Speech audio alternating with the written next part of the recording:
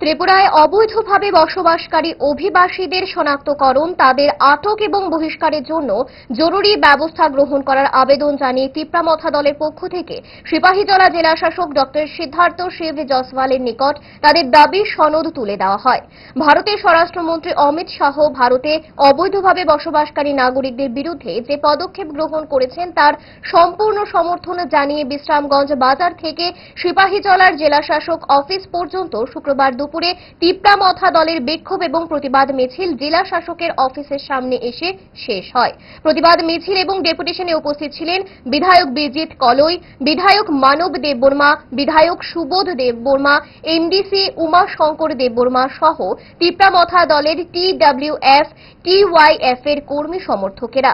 সংবাদ মাধ্যমের সামনে এই বিষয়টি তুলে ধরেন তিপ্রামথার এক বিধায়ক। আজকে আমরা সিপাহীজলা ডিস্ট্রিক্ট আমরা একসঙ্গে আজকে সিপাহীজলা ডিএম কালেক্টরের কাছে আমরা ইলিগেল মাইগ্রেন্ট, যেটা ভারত সরকারের হোম মিনিস্টার উনি যে অ্যানাউন্স করেছিল উইদিন 1 মান্থের মধ্যে আইডেন্টিফাই করে ডিটেন করার জন্য, তাই এই কারণে আজকে আমরা সিপাহীজলা ডিস্ট্রিক্ট ডিএম কালেক্টরের কাছে আমরা আজকে ডেপুটেশন জমা দেওয়ার জন্য আমরা